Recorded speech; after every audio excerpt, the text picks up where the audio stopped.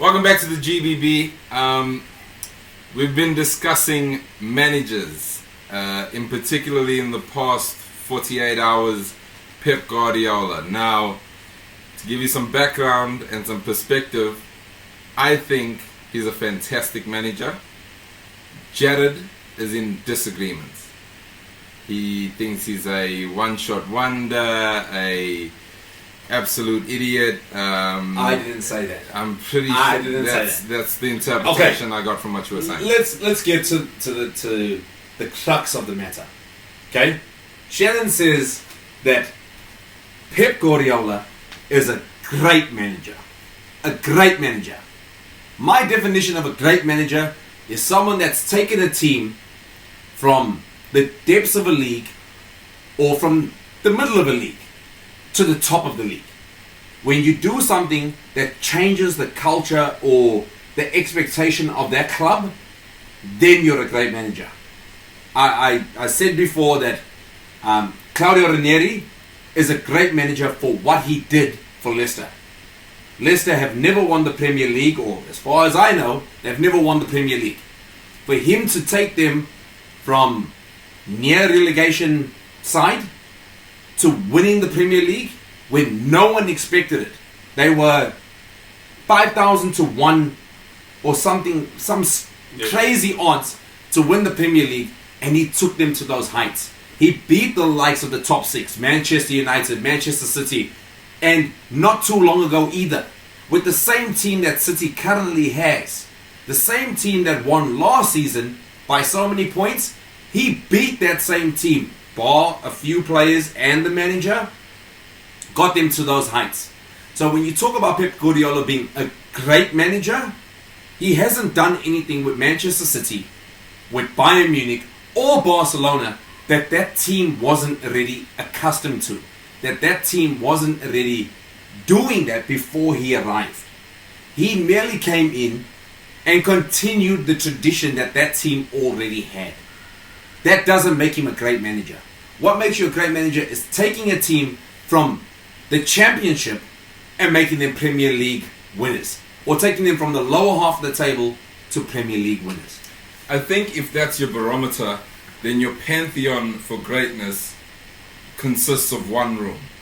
To put such a stifling limitation on what greatness is for managers, to say that you'd have to take a team from nothing to absolute stardom, there's very, very few managers that can and have done that. I think a better barometer is the amount of titles you've won. Now, the Premier League, you'd have to say in the modern era, is the most competitive league. If you're in Germany playing in the Bundesliga, if you're in Serie A, La Liga, France, it is a much shorter league in terms of who sits at the top and who dominates those leagues throughout history. Okay? That being said, Pep has won 3 Bundesliga titles, 3 La Liga titles, and 1 English title. 2 Champions League so far. So to say that he's a good manager, a fantastic manager, an incredible manager, a great manager, you have to define sort of where you go into those categories. Now, Mourinho, I would say, is a great manager. He's won titles pretty much everywhere he's been. He's been doing it for a long time. So in my opinion, anyone that has those titles to their name, that playing style, that wage demand is based on something. And that something is those titles and the resume that you bring to a club. So, based on those barometers, I say Pep Guardiola is a great manager. And not just that, his management is fantastic. I mean, he hasn't brought in a whole new squad at City, because yes, he came into a squad that you didn't really need to change a lot, but the players that he did bring in, and not just that, his youth development at City is also describable as great. Full Foden, they've got a lot of young talent that could break any first team, and the fact that they're breaking into that first team, as expensive as it is something to admire. Lunt, talk to me, man. Look, winning a title in any situation is a massive achievement. It is difficult to go against Pep Guardiola because it's not that he's just won titles, it's the way that he's won titles. Now, yes, he's taken over teams that have a culture already, have teams in there and whatever, but that is a challenge in itself. So, and then to go to different countries, like he's obviously done it in Spain, he went to Germany, same style of football that he was playing in Barcelona. Then he's brought it to Man City, where a lot of people, his first season, just remember, yeah, they played a nice style of football, but they didn't win. So, and a lot of people went against him and said, look, is he going to be able to handle this sort of league? So to question him in that situation, then to go from that season to the season that he had last season, and to do it with the quality that they did, with the amount of points that they attained, is a massive achievement. So again, it's just very hard to say like he's not a great manager, but I do get your point when we are saying that. But it's just what we were talking about. It's very hard nowadays with the nature of the industry to be called like a great manager, because you just don't get given that time. You got teams like Real Madrid, you can either win a league or win a Champions League and get fired the next season. Yeah. There's a massive demand in it, which is very difficult. So it's very like hard to compare your Mourinho's to your Guardiola's to even Zidane. Some people may say that he's a great manager, but others may say that he doesn't deserve to be in that position.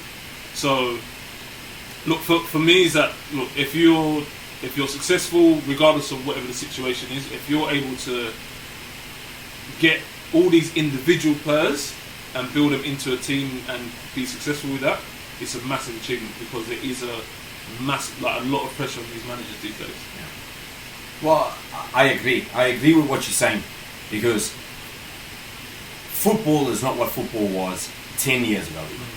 Because teams would stick with the manager because they wanted to bear down, they wanted to give him the team that he needed, because football was the main focus of a football club. Football is not the main focus of a football club anymore. Yeah. They're just commercial businesses being run by people that are trying to make as much money as possible. And we were having the conversation, and we said, for the owners of the clubs even if we take the big six into account, Manchester United, Tottenham, Liverpool, Arsenal, Chelsea, their whole focus is Champions League. Champions League is success. Whether you finish second or you finish fourth, you get the same thing at the end. At the end of the day, it means the same thing. Yes, you finish second and you've got bragging rights to say, well, we were right behind the winners. But second to fourth is the same. It's exactly the same, result. You don't get, because you still get Champions League football. You still haven't won the Premier League.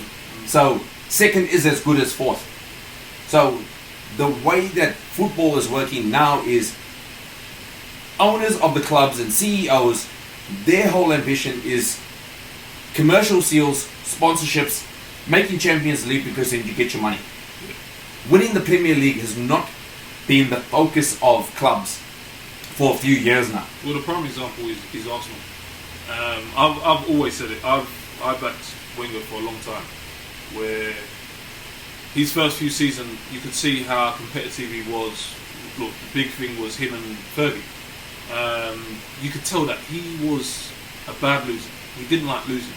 So I don't see how you can go from an individual who loves to win to someone who's just going to say, you know what, I'm just going to get third or fourth place. And that, I think he took a lot of the brunt for the club itself. The investors that came in at Arsenal, they just wanted to make sure that teams you think about it, they had no outgoings really. They didn't really spend on players. Yeah. compared to other clubs.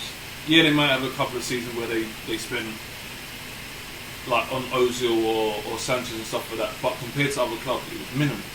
Now, if you think about every season, they were getting into the Champions League, bar his last season or the last 2 seasons. Yeah. But the majority of his time, he's there 22 years. So you think about it, 22 years and only 2 seasons, he's not reaching the Champions League. That's a lot of money going into the club. Yeah. Now, as just away from football, just as an investor, you're going, not bad. Yeah. Minimal outgoings, and I'm just gonna keep raking it in as an investor. As fans, you get pissed off like seeing them. Same old Arsenal. Even I say it to a certain degree, but you have to look at both sides. You know what I'm trying to say? And I think that Arsenal are a prime example of the way the football industry is going. It's going, yeah. Because even with Ferguson in his last couple of seasons, Ferguson, okay, for the most part of his career, Manchester United never brought in the biggest name players in the world. It was very rare that we ever broke the transfer market. When we did, Rio Ferdinand was the most expensive player in England for a long time. We set that record for a long time. But he proved to be the product that we wanted is the product that we got. He became the rock that our defense was built upon, and was the reason for our success that we had. That's what I believe, at least. But United never bought big name players. We always produced from our academy. Thing at the moment that we've had an academy product in every single match day squad since Ferguson did it, I think it's actually before Ferguson, that we've always had a academy product in our starting 11. That goes hand in hand with not buying the biggest players in the world and bringing them in for big money. It means that we produced our own products. But the way that football is going now, it's all about bringing money in. It's all about spending money to bring those big players in. Because I believe that a big part of why United dropped the way that we did after Alex Ferguson was because of the lack of investment. We had Van Persie, who came in and obviously did a job, but he was never going to be there for 4, 5, 6 years.